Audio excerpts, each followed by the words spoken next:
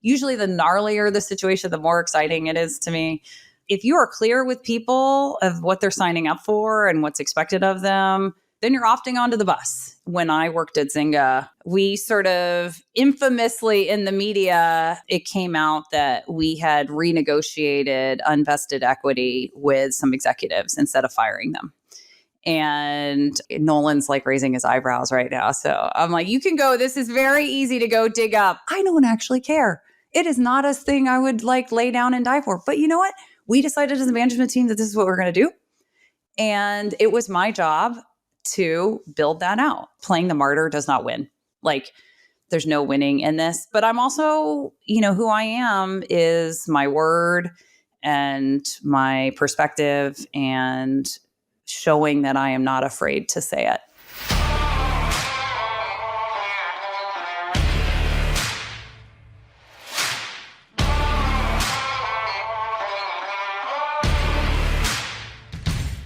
Hey everyone, welcome back to the HR Heretics podcast, where we get into the real talk of company construction.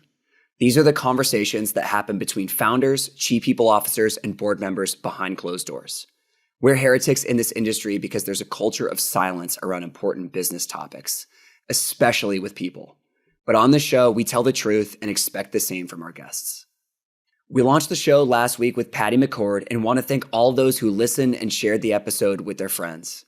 Many of you reached out to me and Kelli on LinkedIn and told us how you love Patty's takes on people management and her stories from scaling Netflix. We're stoked for you to hear another people leader with a unique view of the world on today's episode with Colleen McCreary. Colleen has an incredible career. She was an HR leader at EA, Zynga, WePay, Twilio, Credit Karma, and she's now at Ribbit Capital, a venture capital firm. She was also an advisor to the final season of the show Silicon Valley on HBO, which you'll hear us ask her about during the episode. But before we get to that, we have a quick segment about a developing story around executive departures. Hey, Nolan, did you see the press today? Looks like Carta announced some news on Medium about a couple lawsuits with former executives and also emailed all their customers as well. I was just curious, former chief people officer, if you had any points of view, if you were surprised. All right, so a couple of disclaimers to start. I was the chief people officer at Carta for 2.5 years. I am a current Carta shareholder, and I know nothing about the current litigation with former employees or former execs. What I do know is executives ask for severance if they get fired or they depart a company. And sometimes it can feel like they're holding you ransom. And these severance packages are not like normal employee severance packages. They can be worth millions of dollars. Most CEOs want to make these things go away because it's distracting. But Henry is not most CEOs. He's a first principles thinker, and one of his frameworks for these situations is to do the right thing. We faced a similar situation when I was Henry's chief people officer, and he drew a line to not settle. That situation was picked up by the media, and it was pretty wild to me to see how many details they missed or they got wrong. So I don't know what's going to happen here, but I do know that many CEOs and chief people officers have dealt with similar situations and have been frustrated with the traditional advice from their board of directors, which is to settle to avoid the distraction. So back to this one, look, Henry proactively emailed Carta customers, which goes against all conventional wisdom, but he's going direct. And we've seen Elon do something similar at Twitter and at Tesla. 3 years ago, I would have advised Henry not to do it. And I would have advised him that because I think it brings unwanted attention. I'm still unpacking and figuring out in my mind how I feel about this today. But now that I'm a founder, I do view these situations differently. And many of Carta's customers are founders. So, Henry's also in a spot where Carta's product is strong, that he can afford to take a stand when many other founders can't. So I don't know how it's going to play out, but I do know that this is a taboo topic that deserves a fresh perspective. And so I'd love to hear what our audience thinks in the comments. Interestingly enough, we talked to Colleen about a tough situation with former execs at Zynga. And so I do think we want to do a show on exec departures, and we'd love to talk to someone that's experienced these situations. So please ping me or Kelli if you're interested in sharing your experience. And we have linked to Henry's blog in the show notes. Without further ado, here's our interview with Colleen McCreary. Make sure to share it with your friends and share it with your enemies. And I hope you guys enjoy it. Colleen, it's so great to have you. You've done it all from early days at Microsoft and Zynga all the way through and now into board membership, VC. We're excited to get real on a few topics. Sounds great. Excited. All right, Colleen, let's get into it. I want to get into layoffs first because it's still happening in tech right now. It's still a lot of the soundbite. And you've been very outspoken about the layoff frenzy in the last year. And you said that rolling cuts were a race to the bottom. I would just love to understand your philosophical view. Yeah. I think if you have been the person who's had to make the call on whether or not to do layoffs, you are probably a little more sensitive to what does that mean for the culture? What does that mean for the company? Sort of. And in my opinion, the experience I had at Zynga, I very much took it that it was my responsibility and my failure as a leader that we had gotten to the point where we needed to do layoffs. And I say that because I had for months been sort of saying, like, I think we have too many people. I don't know what everybody's doing. I think we're hiring too quickly. And I couldn't get any of the other leaders to listen to me and to stop hiring. And so, the first time you go through that and you own it and you're, taking responsibility for, sort of being the person who made the wrong call, the race to the bottom commentary was a little bit more around, I think there is a lot of copycat in Silicon Valley, which is one company starts to do it and then every other company thinks like, oh, am I missing out on something? And not just layoffs. I think this goes across the board on lots of topics, but oh, I can do it too. The other distinction you should make here is that there are two different populations. There's a population of businesses that absolutely needed to do layoffs. Like, I think you do layoffs if you really have to do it for your business's survival. You are not going to necessarily have a business. I think Airbnb, when they were at the beginning of the pandemic, I think they actually were in that situation where they were life or death. I think there are a lot of other businesses that are at the height of their earnings. They are seeing record revenue quarters, and yet they are laying off, high numbers of employees. And at the same time, it doesn't feel like anybody's taking any responsibility or accountability for how did they get so large that they needed to do these types of things. So I think there's such a distinction between a layoff, right? And maybe I'm just old now, but a layoff being, let's take a 5% haircut across the board versus the more surgical, do we need this team? Do we need this business? Why, et cetera. And I was advising an HR leader yesterday, and I said, listen, unless you're really clear on the why and the where of cutting, I would exhaust and even somewhat architect every other way of getting to a number, be it performance management, stop hiring, stop backfilling, cut this. Yeah. I think there are so many levers that you can pull. And at this point now, I worked at a company that at Credit Karma, we had we've talked a lot about this, but I had this crazy 2020 of February 24th, 2020, we announced we're being acquired by Intuit. You send people home a couple of weeks later, COVID, and this was a very in-office kind of place. And our revenue dropped 70% by the end of March and is still down 70% into April. And now you're running, what do we do? And of course, because we're in the middle of this acquisition, you've got this board that's, of course, saying like, preserve cash, give us our money. What this deal won't happen, your whole business is falling apart. And, it was really nice to be in partnership with a CEO who was willing to listen to, is there another way we can do this? And some of it was related to the mission of this company. Like we said that our mission was to help people make financial progress. So the worst thing that you can do to an employee relative to that would be to take away their financial stability. And so we did go down that road. I mean, we took the time to say, we're going to do pay cuts first. We cut a promotion cycle. We stopped hiring. We turned off recruiting. We turned off paid marketing. We moved all of those people around who were in those jobs. We actually found them other jobs in the company. And then we said to people like, hey, if this is not for you, if this is not your jam, like we will pay you to quit right now. And then we said to the board, like, hey, we can make this work. We can, give us 4 months to try it this way. If it's not working, if we're still in a really bad situation, we will revisit this. And we told employees too that, we don't know. We really don't know. And, in that experience, the market started to come back for us back into about 4 months later. We brought payback 5 months later.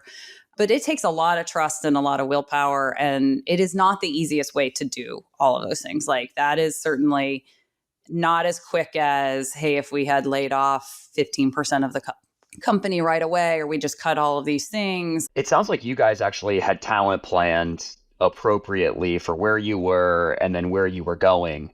I think big tech did not do that. I think big tech had a desire to hire as many people as possible because it was a zero-sum game to hire away from their competition, whether that be other big tech or startups. And now, as investors have changed what they care about, which is profits versus growth, they were kind of left with, this is all we can do. All we can do is cut right now. Twitter is an interesting use case from what I've heard from people internally. They've gone from about 8,000 employees to about 2,000. And the product still works basically the exact same for me. I notice zero difference as a user. Facebook, I think, has cut 15 to 20% of their staff, somewhere in that zone.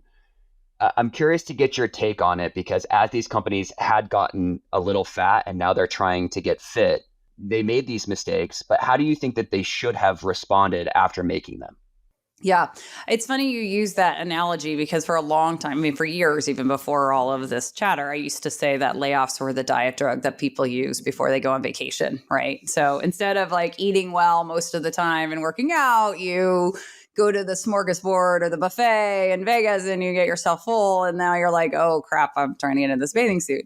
You're right. I think that this was mismanagement for a long time. So there's the talent hoarding concept. And then there's the just letting it go. Like I've read some of the articles where they're talking about at Amazon where people just were hiring and there was no plan and no one was paying attention. And, sometimes they didn't even realize that recruiting was bringing in all of these bodies. And I just think that that's irresponsible. Now, maybe that's my having, worked at big companies at the beginning of my career and then having moved to smaller companies and recognizing, sort of the value of one person versus, and the complexity of just throwing bodies at problems, which, actually is a problem. It slows you down in many cases. If there is a business reason that you can express to employees that they can understand the context and they understand the decisions that they're making, then I think everybody gets it. And then it is about the process. So Nolan, at the very start of this, you said like the rolling layoffs piece. I think that part is exceptionally harmful to a culture. I think especially for those big companies, they have a lot of people. They could plan for, hey, this is the date. We're going to execute on this date. We're going to tell people when it's done. We're going to give them, and these are the same companies that just a year or two ago were talking about mental health for employees is important and the emotional health of our employees is important. And they still do it, some of them, which really it's the hypocrisy of the message, that they could really be thoughtful around what they're doing and the how that they're doing. And that's what I think is really frustrating more than anything else. And to feel, and to feel like people are not taking any responsibility or accountability for having let that happen. And to your point, if there's rolling layoffs and you're thrashing and and a company survives that and it's doing well, those survivors are like, you don't know what you're doing. Why are you doing rolling layoffs? Because you're not thinking through this. You don't have a handle on this business. Does it really matter? I used to think the same way. And I think what I've learned as I've seen it happen now over the course of the last 18 to 24 months is that it doesn't matter.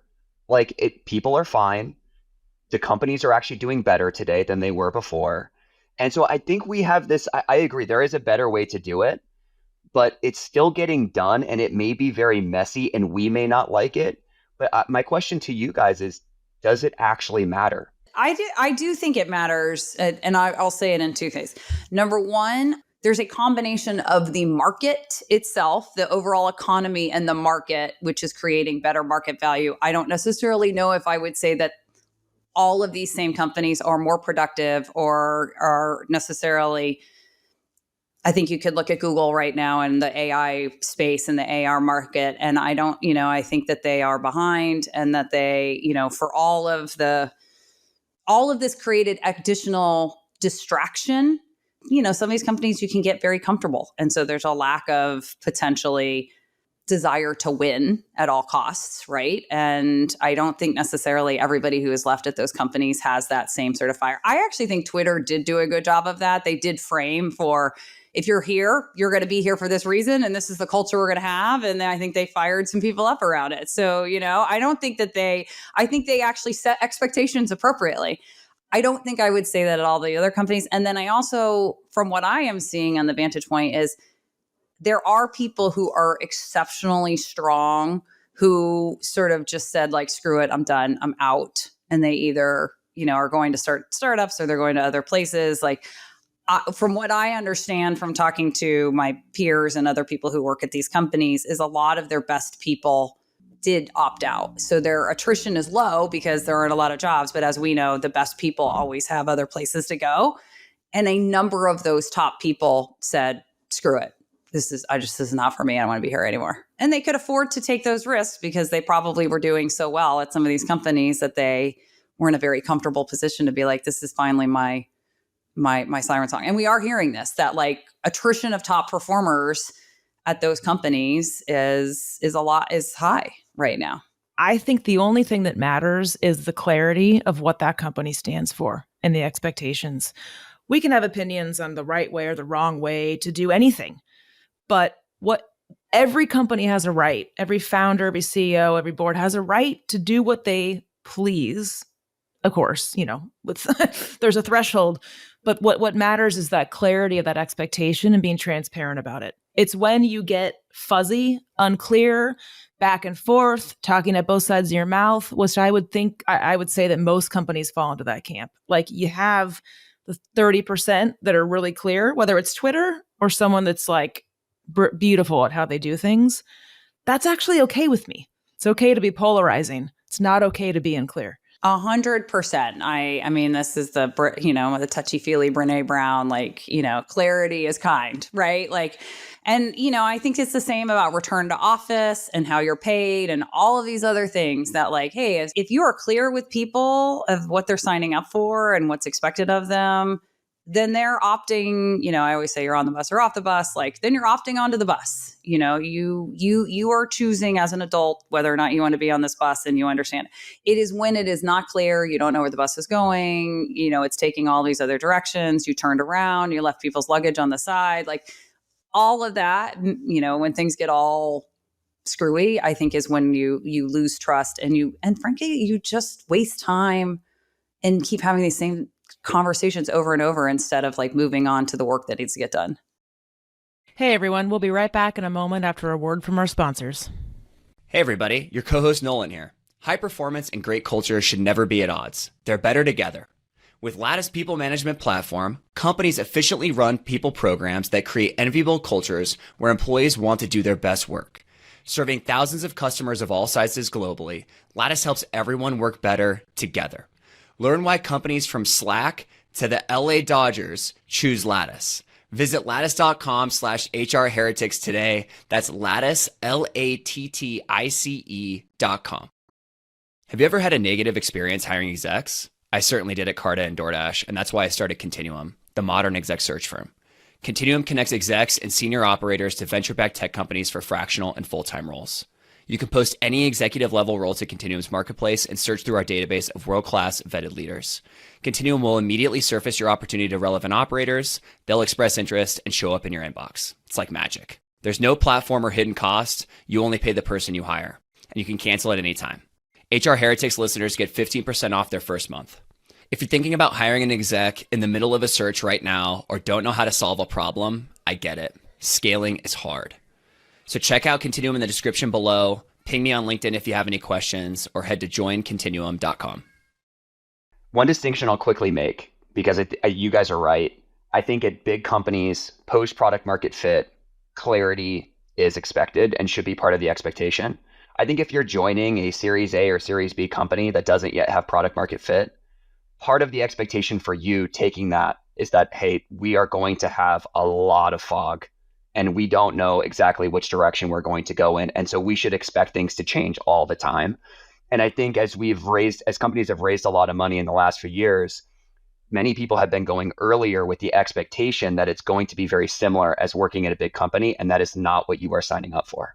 Oh, well, that is for certain. I mean, I think, and that is a failure of expectation setting in the recruiting process in general, or just in general of people signing, they themselves doing their own homework of what does it mean to go to a startup. I'm a big believer in employee accountability. This is also, I think, very connected to the return to office thing, which is like, hey, like, what the expectations are. Like when you signed up for whatever gig, people told you, hey, you have to be in office or you don't have to be in the office. And then when you whine and complain that you don't want to have to do whatever has been asked of you, you just want to abdicate any form of responsibility or accountability of that. And, I think that's also equally that person, is at fault for not doing their homework or not necessarily asking the right questions or frankly, just not liking the answer that they're hearing and not realizing that companies do have the right to set the cultures that they want to have.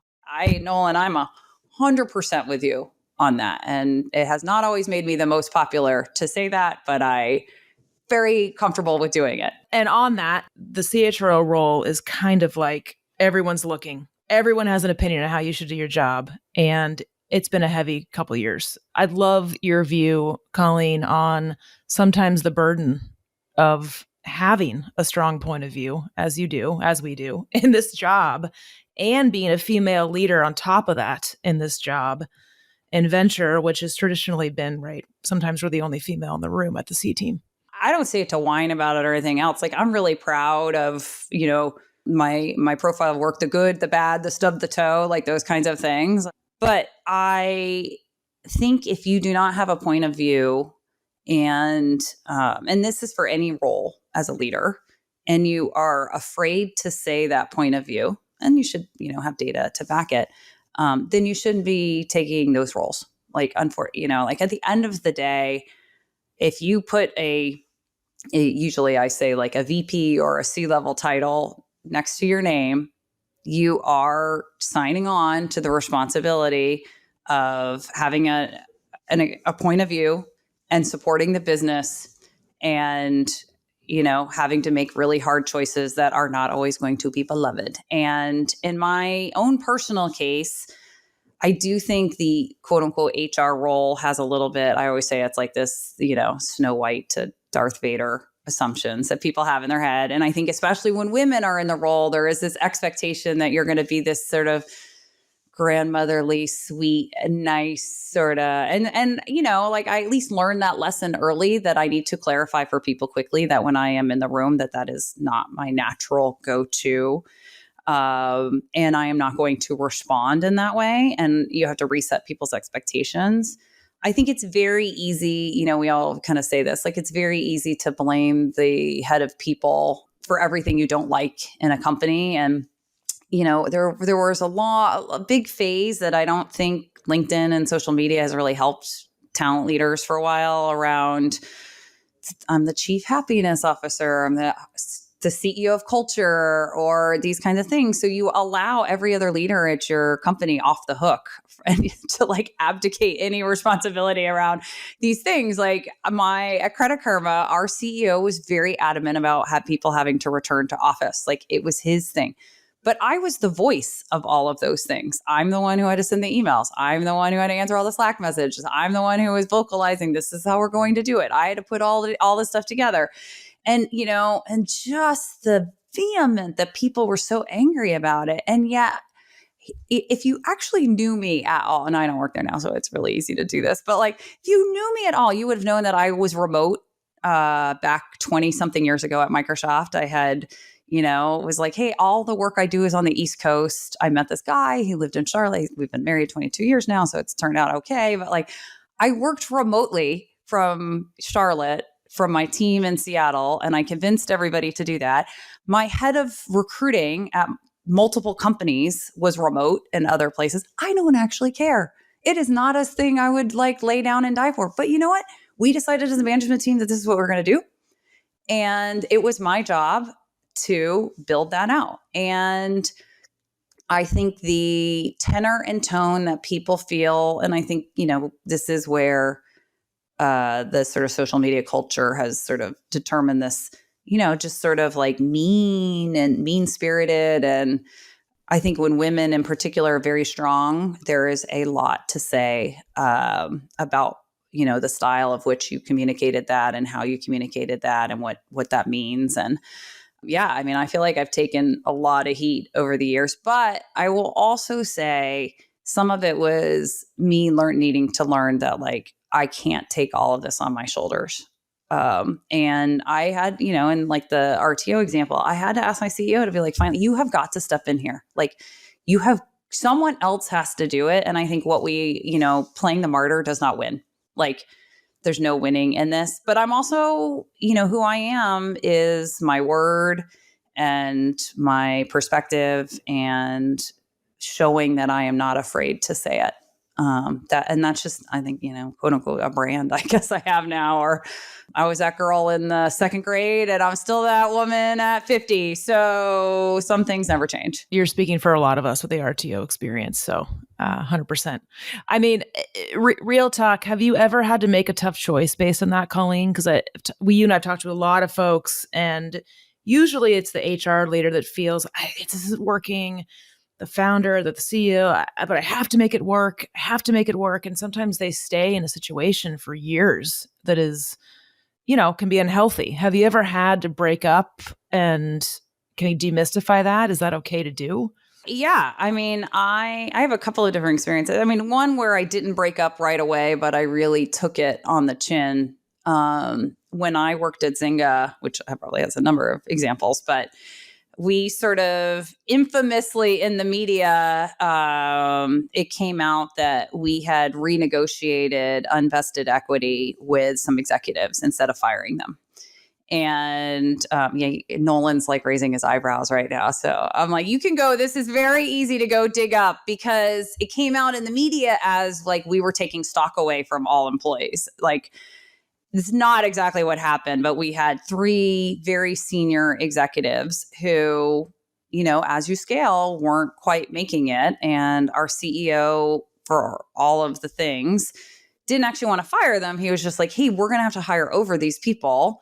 And they're already making, and by the way, at the time, it was like 3 digits of millions of dollars that we were talking about. And he was like, you need to go and tell them that we're going to renegotiate their unvested equity. They get to keep their job.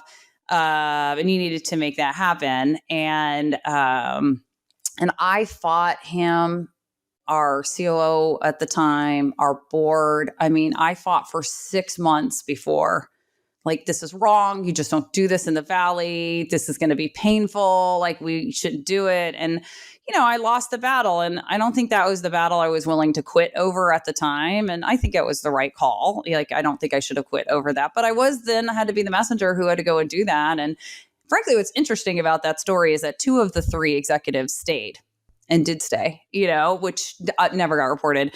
But when it did eventually leak out in all of the other sort of one-sided leaks that were happening at the time, it was horrible. I mean, it was just as I had predicted, of like, if this gets out, the story was you take away equity from employees. And it haunted me, by the way, at multiple companies. Forever it has followed me wherever I've gone. But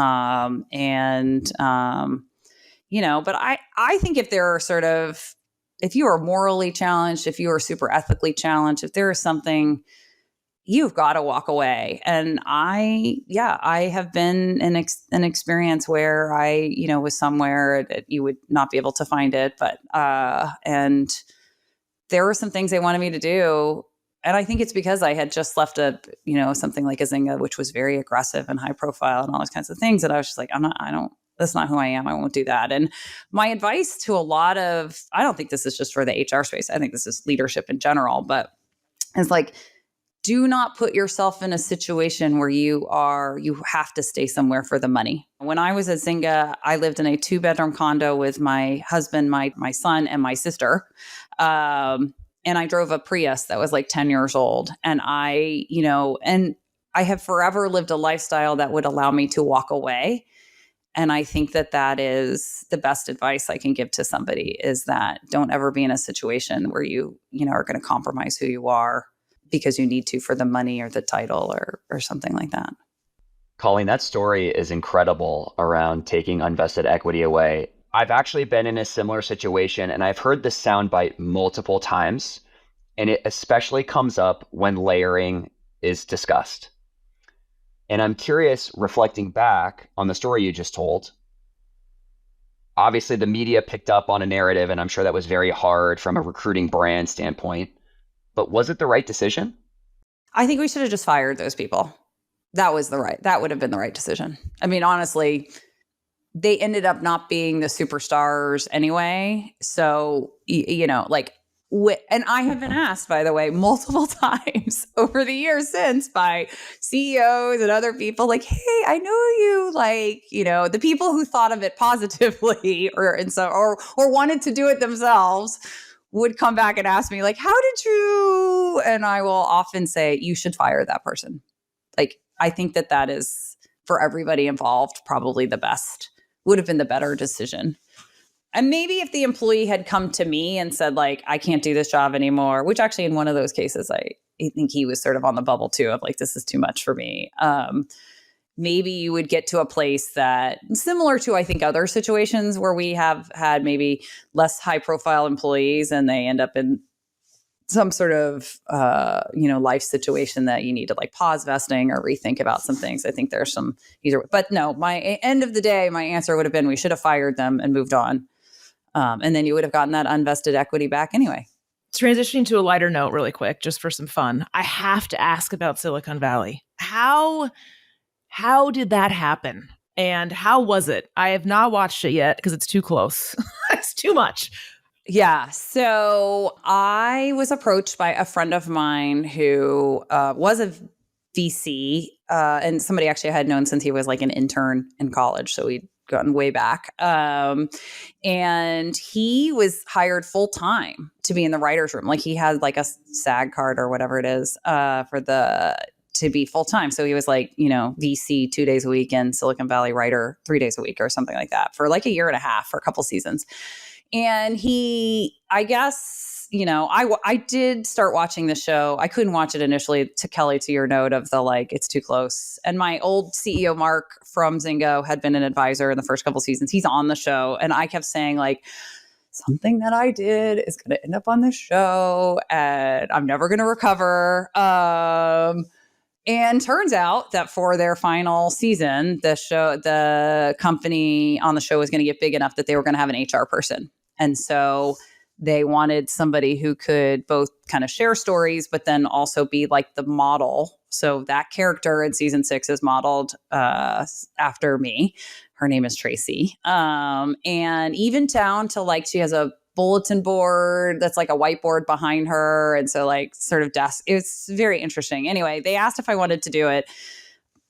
Who says no to that, right? Like, sure, you can talk to me about my experiences. And so I spent the first call I did with them, it was 3 hours and they had 25 writers in the room who just pounded me with questions of tell me about this or tell me about that or tell me about these crazy things and how would you handle that and how would you handle this and we're thinking about this. And then as they were filming the season, they would send me like pieces of script and say, is this how this conversation would happen?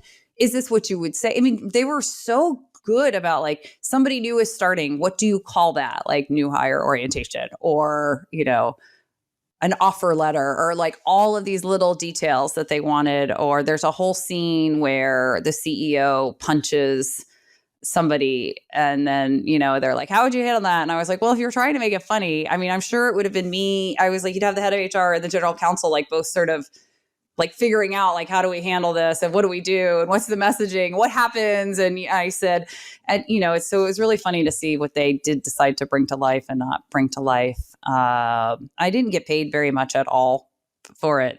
But I got my name in the credits every week and I got to go on the set and it's a pretty, it is always a topic of conversation. Did Big Head exist at Zynga? Oh, I can't say those kinds of things out loud. That'd be horrible. Let's just say that every character on that show, I could tell you somebody who That was probably modeled after. I bet my left ankle that any HR person watching that would be like, that character and that character. I used to use, I think it's season 2, they have these like 1 or 2 episodes that are all about recruiting tech talent and like this, one engineer getting all of the free shit sent to their house. And then there's a whole little scene where the guy's got the resume and he's interviewing candidates and he goes, who's interviewing the candidate and says, oh, hey, can I bring my dog to work? And then we're like, yeah, we're dog friendly. And he was like, I see you have a pool. Do you have a lifeguard for the pool? And he was like, no. And he was like, well, I need a lifeguard for my dog. Like, just like, but you could so see, and I used to use it for like interviewer training and like telling, and I would use those clips in all hands and say like, this is what it's like. We're in this fight for talent. Like we got to be prepared. Our last session, we just reminisced about the Jeeps as sign-ons during the heyday of Yahoo. Yeah, that was my Microsoft college recruiting days when Trilogy Software was sending Tiffany pens with their offer letters to the college hires and raffling off BMWs on campus. Yeah, I remember. So crazy. I wonder if we'll ever get back there. One of my favorite Dave Chappelle quotes is, "Those days are over." I just had a visual of someone bringing that up now. Hey, to recruit, we're gonna send a Tiffany pen. Yeah.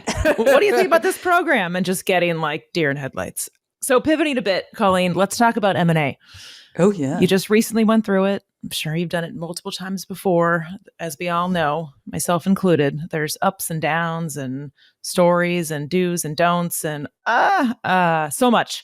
Anything you'd offer just at the top of your head, just around do's and don'ts, or some of the most potent moments in an M&A process that are super important?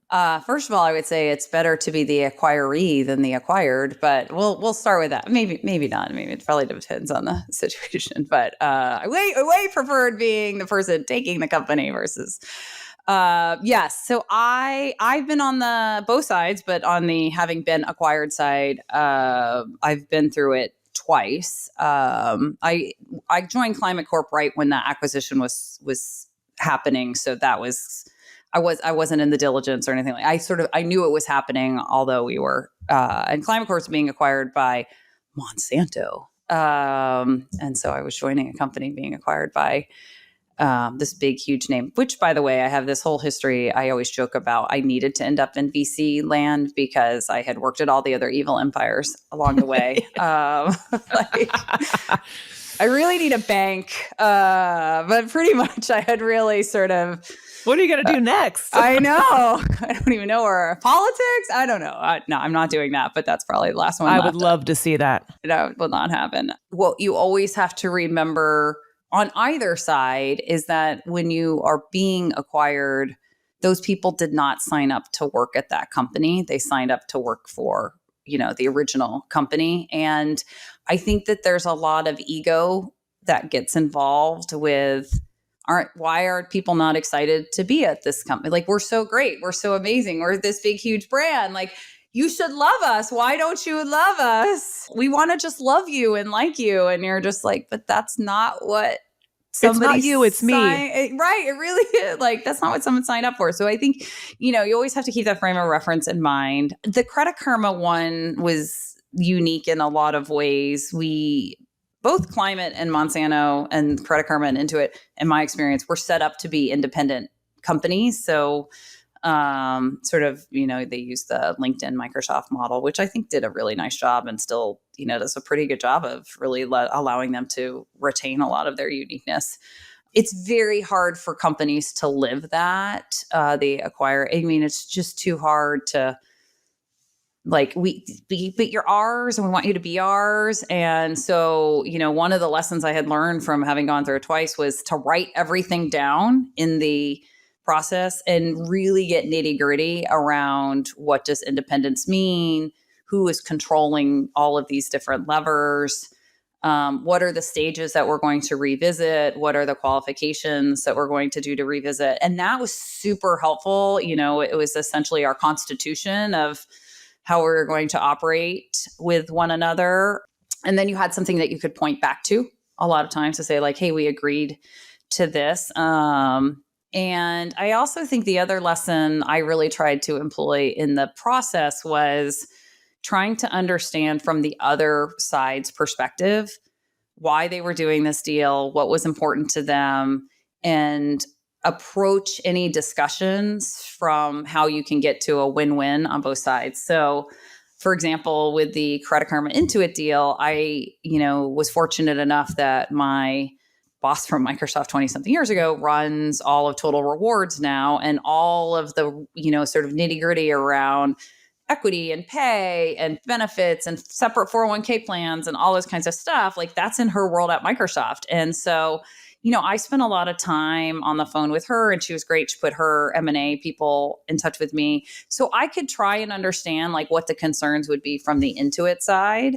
And then when I would go into those conversations, I could have a better frame of reference of what outcome are we trying to get to and how can I appreciate both sides. And then the biggest thing is so much about communication, like communication. And again, going back to what we were talking about at the beginning of when you are in one of these, leadership roles, you got to sign on, and I may not have been yippee skippy about wanting to be acquired, but that wasn't I didn't get to say that in public. That was not something, I felt like I was the biggest Intuit cheerleader around, even though deep down that wasn't the path that there was no secret, I don't think now, but I wasn't excited about that opportunity. I really wanted us to go for it and remain independent, but it was the right thing. The decision had been made. We were moving forward. And even to the very last day, I was supporting Intuit and what they needed to do on Slack channels and in all hands meetings and those kinds of things, because that's the job. And I think all of the communication, you have got to keep giving context and bringing people along. And I think like a lot of things, the hardest part of M&A is the secrets. This is actually on the layoff side too. Like, I always feel like you want to keep the least amount of people in the circle as possible for the longest time, because carrying the secret is so hard. Like, that's the biggest burden. And, I think even in our case, when we were going through the diligence, it didn't leak until the Saturday night before we signed on Monday morning. And we went a long way with that, with keeping, but it was a couple months of secret keeping. And then even when we had to do a divestiture to get the deal done, and like keeping that secret and keeping everybody motivated and keeping everybody on pace, and, sort of, it just feels shitty to have to do that. And you understand all of the reasons why. It's just such a hard, I think that is like the hardest part of the whole deal. And one of the biggest burdens, and stressors I felt, going through being acquired, that being said, and the last one being Looker into Google, is right. We want to do everything we can to make sure that our employees get everything that we want, and they're set up well and they're taken care of. And it's kind of hard because you're like, every company's different. And so you're trying to understand how that company works, and the decisions you're making pre-close affect their well-being and their careers at this new place, and you don't live there. And so you're like, so, and there's founders that have called me, hey, we're in the middle of this process. Are there any like gotchas I should be paying more attention to right now during deal due diligence or agreements pre-close that are going to impact our employees more than I might even realize? It's so interesting that you say that, because we, in the Credit Karma, and actually even in the Monsanto climate deal originally, we kept our own pay structure, we kept our own benefits, we kept our own titles, we kept our own equity programs. We had to make some changes based on how they did programs and those kinds of things. But it was that's from an independent standpoint, like it was a really good deal. But my CEO, who is a lovely, lovely human, and I have to publicly give him credit that deal we did was the most employee-friendly deal I have ever seen. That man revested hundreds of millions of dollars to ensure that employees got more. So he had like vested it out, and then he revested so employees would get more. And we traded off in all of the deal points almost every time was something to optimize for employees. So hands down, Ken Lin, I mean, I just cannot say enough good things. But one thing he did do was he said, I don't care about title on the other side. I don't care about any of these things. Like, we can just tell them whatever. Like, we can just say that our directors are like senior managers. None of that really matters. And just let them think that. And I was like, this stuff matters. Like, it really will matter at some point. And it did. It did around certain grants that we could make from an equity standpoint and the size of those grants. It did in terms of now that they do these joint meetings together, who gets invited to what and why, and all these kinds of things. And, there are little things like that you think are no big deal. And I think you're so focused on just getting the deal done and who really cares. And he also, as a human, is who cares about title? Who cares about money? Like, those things don't really matter, la, la, la. And I'm like, yeah, what you're saying there as a founder CEO who's now a billionaire. So I don't think you're in the same sort of career path that other people are. But you're so right on the understanding what actually happens on the other side, and what are these little, you think that they're not that big of a deal, and then it turns out to be. It actually is a big deal. I would say the other thing that we don't, and it's such a little tiny thing, but the visa situation for people and what happens to your entity and what, who does what. When we were doing our tax team's divestiture to get our deal done at Credit Karma, we were literally swapping people out who were not on visas for people who were on visas to protect their space in a green card process, in particular, because they would have to start all over. And if you're from India or China, like, that is like, it's a death sentence to some extent. And those are the things that I think if you've never done it before, if you don't know, like, you don't know the long-term effects and the gratitude that employees had for us over that. And some of the leaders who knew we didn't go out and say that everywhere, but some of the leaders who knew that we were being that thoughtful and doing that, it really went a long way to getting everybody comfortable that this divestiture was happening. And that we really did take care of people, even to make sure that they ended up at a company that was going to be good for them. Those little kind of things. Colleen, you are a board member. You are now no longer operating and you're working at Ribbit Capital. I'm curious about transitioning from a full-time operating role into a board member role. How did that come about? What was that process like? Many HR people want to be on boards, and there's a demystifying I would love for you to go through there. And similarly now in venture capital and how that process came about. Yeah. So I think they're a little hand in hand in that relationships really matter. The boards that I've been invited to be a part of were people that I knew and had worked with me before. So, and I hate that answer because it feels so, like, not that I earned it or couldn't have gone through a process, but I think it's, it is really hard. It's so dumb to me too, because, like, especially for private companies to have somebody who has experience scaling from a people perspective, which is where almost all their problems are, it seems to make so much sense, but it's just not a natural, for whatever reason, people don't think about. And, like, if you have diversity laws and things like that, you may find a larger pool of people who don't look the same in that function than others. But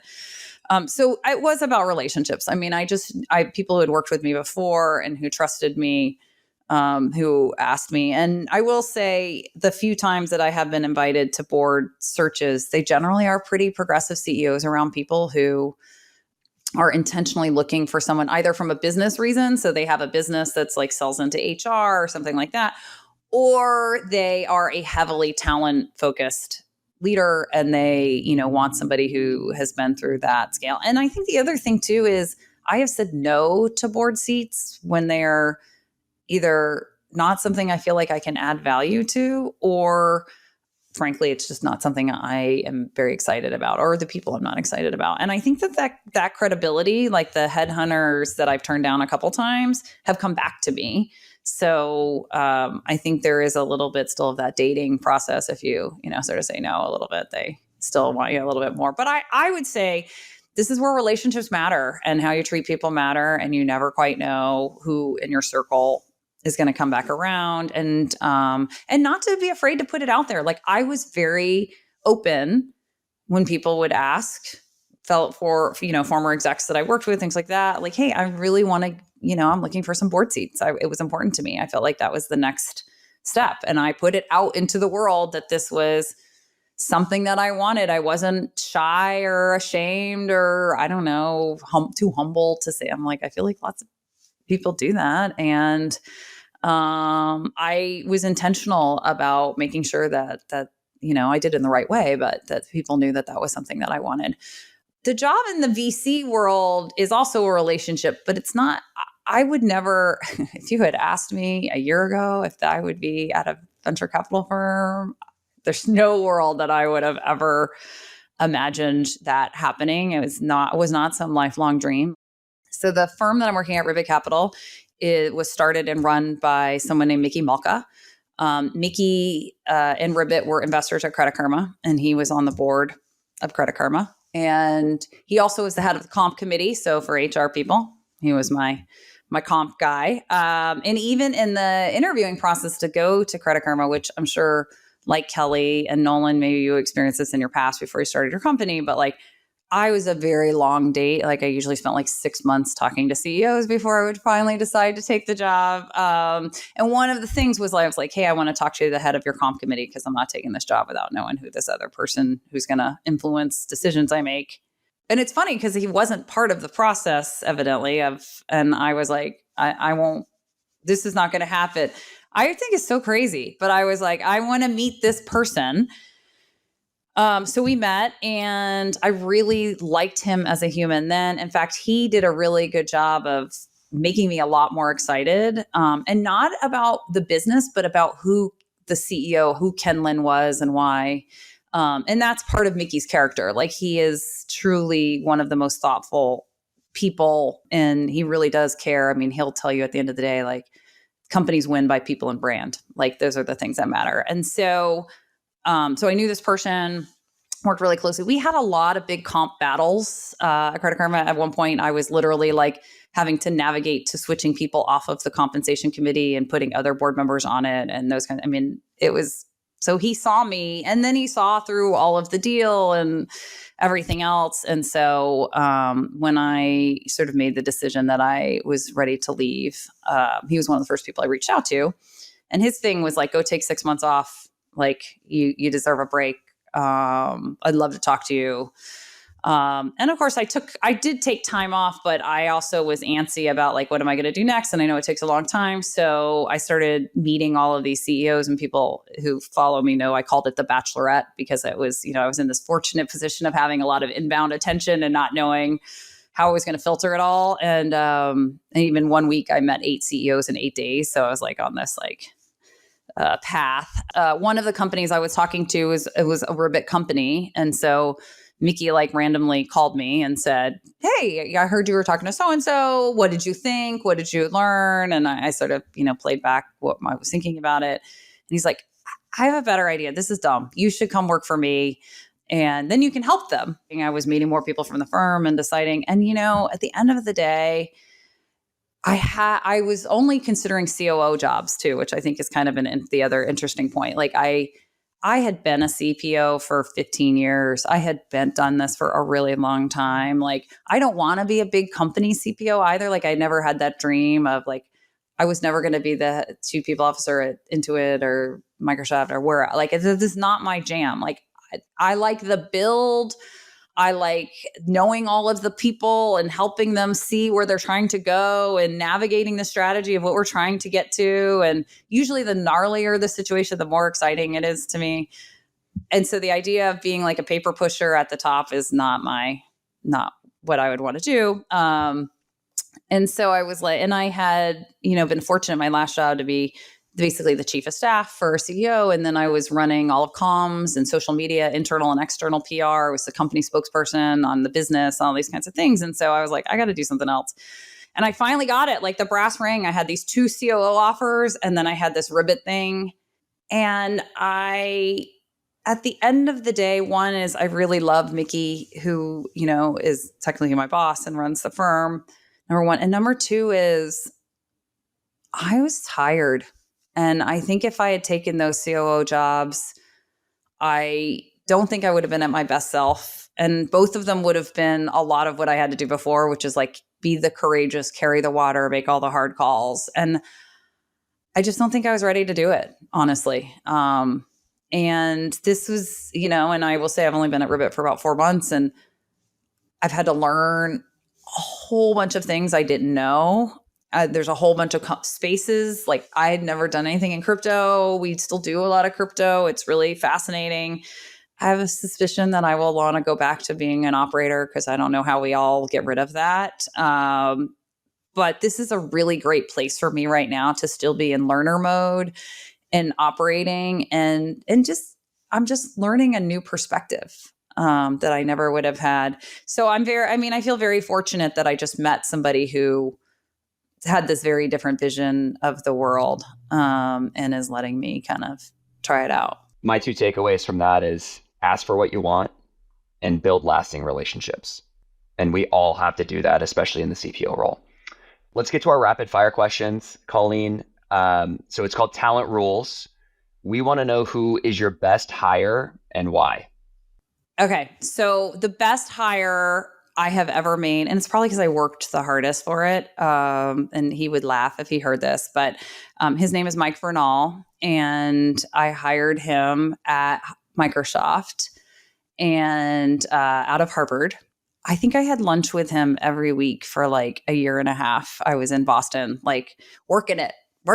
And we had this program at the time, kind of behind the scenes. It was called the Blue Chip Program. So we were trying to find a little bit like athletic recruiting. Like this is late 90s, early 2000s, mind you, that we were trying to figure out who the best computer science grads in the country were and how many of them could we hire. And then how do you calibrate those people and how do you know that they're amazing? I mean, I had Steve Ballmer handwrite a card, actually to all of my Harvard kids. It wasn't just Mike, but I just remember the first time I met him as an intern, he was so smart and also just very down to earth, like a very down to earth human. And he clearly was the influencer of everybody else. And I learned very early the strategy of find the person who's the center, and what they decide, everyone else around them will decide.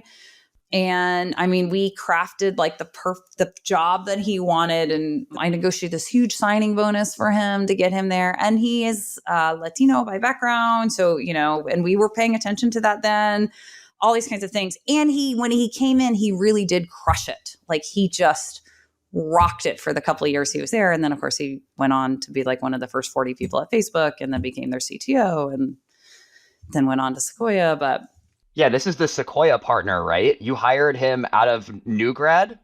Yeah, out of Harvard. Yeah. Oh my God, that's amazing. He's no longer, he actually just left Sequoia. Yeah. I also hired his now wife, Ami Vora, who is the chief product officer at Fair, but was the VP of product at Instagram. And his college roommate declined me, but his name's Matt McInnes, and he is the co-founder of Rippling. Damn. I have a whole host of these kids from a very early time. Timothy Thyru, who is one of the first engineers at Stripe, or Drew Houston at MIT, or Andrew Bosworth was also one of my college hires to Microsoft Boz.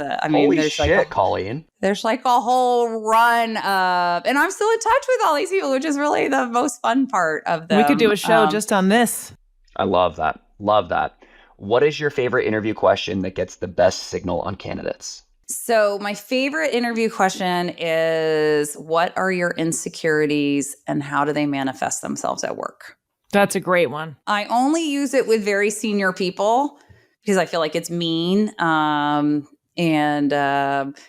in my last job, at Credit Karma, anybody who was going to work in my group anywhere, they'd have to interview with me. So even if you worked in physical security, and I did it just because I wanted them to not be scared of me and make me more approachable. I would not ask one of those, more junior people early in career that question. But what does it teach you? What do you learn from that? You learn how self-aware people are or are willing to be.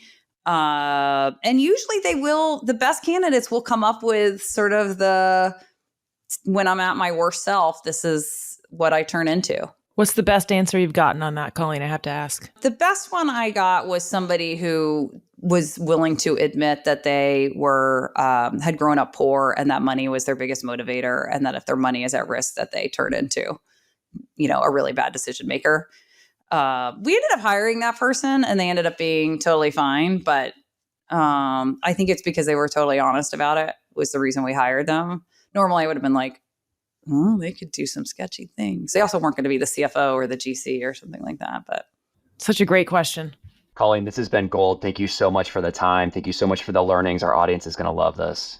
This is so fun. Thank you. HR Heretics is a podcast from Turpentine, the network behind Econ 102, Moment of Zen, and Turpentine VC.